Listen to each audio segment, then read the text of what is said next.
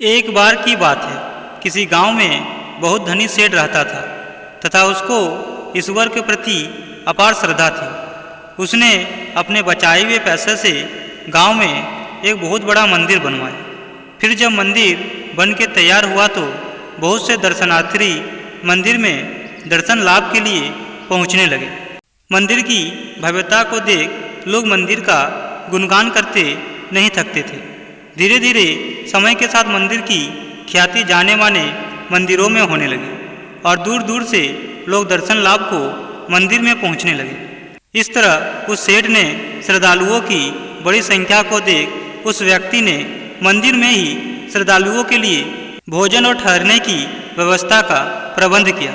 लोग जल्दी ही उस सेठ को एक ऐसे व्यक्ति की आवश्यकता हुई जो मंदिर में इन सभी व्यवस्थाओं का देखरेख करे और मंदिर की व्यवस्था को बनाए रखे। फिर सेठ जी ने अगले ही दिन उसने मंदिर के बाहर एक व्यवस्थापक की आवश्यकता के लिए एक सूचना लगा दिया।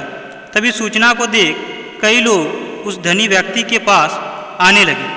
लोगों को पता था कि यदि मंदिर में व्यवस्थापक का काम मिल जाएगा तो वेतन भी अच्छा मिलेगा और साथ में रहना खाना भी सब कुछ फ्री में मिलेगा।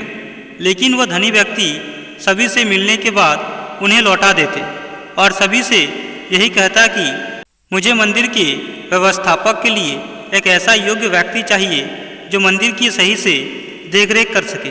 बहुत से लोग लौटाए जाने पर उस धनी पुरुष को मन ही मन गालियाँ देते। कुछ लोग उसे मूर्ख और पागल भी कहते थे, लेकिन वह सेठ किसी की इन बातों पर ध्यान नहीं देता और मंदिर के व्यवस्थापक के लिए एक योग्य व्यक्ति की खोज में लगा रहता। इस तरह वह सेठ व्यक्ति रोज सुबह अपने घर की छत पर बैठकर मंदिर में आने वाले दर्शनार्थियों को देखा करता। एक दिन की बात है, रोज की तरह जब मंदिर के कपाट खुल गए तो एक बहुत ही गरीब व्यक्ति मंदिर में भगवान के दर्शन को आया, जिसे वह सेठ अपने घर की छत पर बैठा उसे देख रहा था। उसने फटे हुए और मैले कपड़े पहने थे, देखने से बहुत पढ़ा लिखा भी नहीं लग रहा था। जब वह गरीब व्यक्ति भगवान का दर्शन करके जाने लगा तो उस सेठ ने उसे अपने पास बुलाया और कहा, इस मंदिर की व्यवस्थापक के पद पर रहते हुए क्या मंदिर की व्यवस्था को संभालने का काम करेंगे?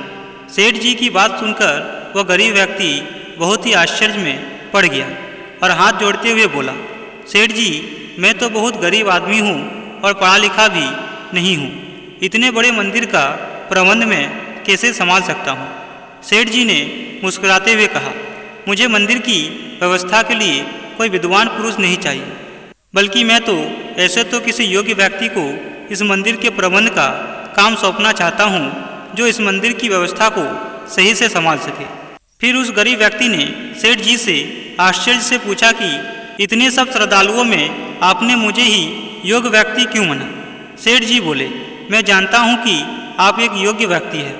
मैंने सही व्यक्ति की पहचान के लिए मंदिर के रास्ते में मैंने कई दिनों से एक ईंट का टुकड़ा गाड़ा था, जिसका एक कोना ऊपर से निकल आया था और कई दिनों से देख रहा था कि उस ईंट के टुकड़ों से कई लोगों को ठोकर लगती थी और कई लोग उस ईंट के टुकड़ों से ठोकर खाकर गिर भी जाते थे, लेकिन किसी ने भी उस ईंट के टुकड़ों को वहाँ से हटाने की नहीं सोची। और आप जब मंदिर के दर्शन के लिए आ रहे थे तो आपको उस ईंट के टुकड़े से ठोकर नहीं लगी, लेकिन फिर भी आपने उसे देखकर वहाँ से हटाने की सोची। फिर मैंने देखा कि आप मजदूर से फवाड़ा लेकर गए और उस टुकड़ों को खोदकर वहाँ की भूमि समतल कर दी। धनी व्यक्ति की बात सुनकर उस व्यक्ति ने कहा, मैंने तो कोई महान कार्य नहीं किया। दूसरों के बारे में सोचना और रास्ते में आने वाली दुविधाओं को दूर करना तो हर मनुष्य का कर्तव्य होता है। मैंने तो बस वही किया जो मेरा कर्तव्य था। सेठ जी मुस्कुराते हुए कहा, अपने कर्तव्यों को जानने और उनका पालन करने वाले लोग ही योग्य लोग होते हैं। इतना कहकर धनी व्यक्ति ने मंदिर प्रबंध की जिम्मेदारी उस व्यक्ति को सौंप दिया। इस तरह सेठ जी एक काबिल व्यक्ति की सही से पहचान पूरी कर ली थी। मित्रों, हमारे किए गए कार्यों को लोग देखे या ना देखे, प्रशंसा करे या ना करे, फिर भी अपने कर्तव्यों को सही से जानना चाहिए। तभी हम खुद को काबिल बना सकते हैं।